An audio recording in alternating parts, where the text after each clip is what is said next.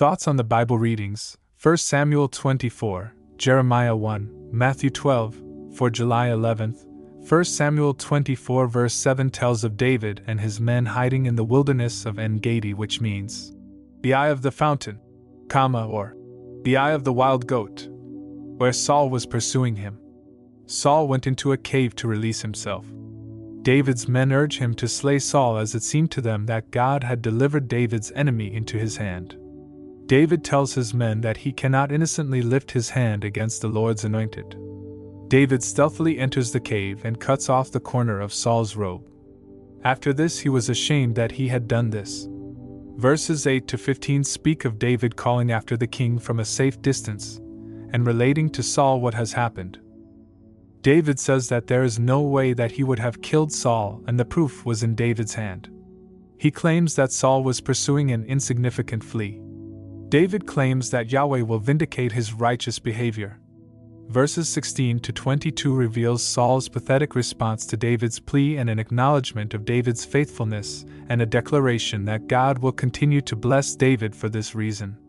Saul says that he is sure that the Almighty will bring David to the throne. King Saul asks David not to retaliate against his family when David reigns. David swears an oath to Saul to that effect. We are in the first chapter of Jeremiah, introduced to one of Yahweh's long-suffering prophets. Jeremiah commenced his prophecy in the year BC 628 as a young man related to King Josiah, who was nearing the end of his short reign. Jeremiah continued his ministry beyond BC 588 when Jerusalem fell to Babylonian King Nebuchadnezzar. Jeremiah was the son of Hilkiah the priest, in all likelihood the high priest, and therefore cousin to King Josiah.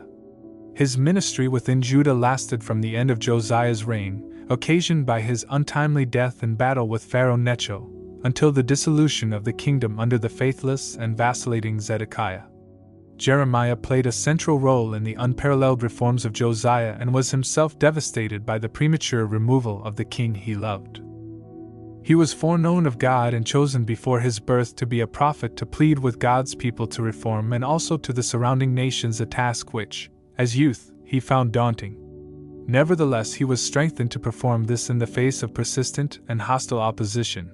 In Matthew 12 we have two incidents, both deliberately performed on the Sabbath day, illustrating that Jesus was indeed the Lord of the Sabbath, in contrast to the Sabbath having authority over our Lord Jesus.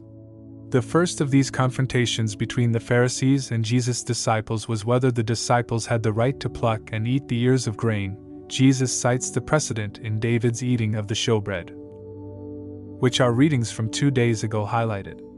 The second incident was the healing of the man with the withered hand. In all likelihood, the Pharisees had planted this man at the front of the synagogue in Capernaum as a challenge to our Lord. Would he heal on the Sabbath day, or not? This healing proved that our Lord Jesus Christ was Yahweh's chosen servant of Isaiah 42. These incidents are followed by grievous charges being leveled against Jesus of doing miracles by the power of Beelzebul, the lord of the dung heap, the prince of the demons. Jesus claims that this charge amounted to blasphemy against God's power, which was being flagrantly denied despite incontestable evidence that Jesus was from God. Then follows the lesson of the fruits. Our Lord Jesus declares that the type of tree we are is shown by the fruits, i.e. actions of our lives. Jesus' kindly words, actions, and healings proved that he was the Son of God. And their hatred, words, and enmity towards our Lord illustrates that they were acting from minds that were carnal in every respect. Our Lord would advance further incontestable proof of his sonship with the prophecy of his resurrection from the dead as the sign of Jonah the prophet from Galilee. See John 7 verses 50 to 52. The chapter concludes with the parable of the unclean spirit seeking a lodging place. It leaves its abode and starts to look for another house. But finding no place, it returned to its original home and found it to be swept clean. The spirit then found another 7 vile creatures to return and take possession of the original house. This spoke of John the Baptist and our Lord Jesus Christ purging the house of Israel. Only for the foul priests and Pharisees uniting to kill our Lord Jesus Christ. Matthew 23 verses 19-39. Lastly, the chapter records that Jesus' own family sought to rescue him from the trouble he had seemingly caused. His family were not impressed with his head-on confrontations with the nation's religious leaders. Perhaps they believed he needed rest and time to reflect on a better course of action and not antagonize Israel's leaders. Jesus tells his family that he is doing the work of his God and that those who choose to listen to his Father's word are his true family.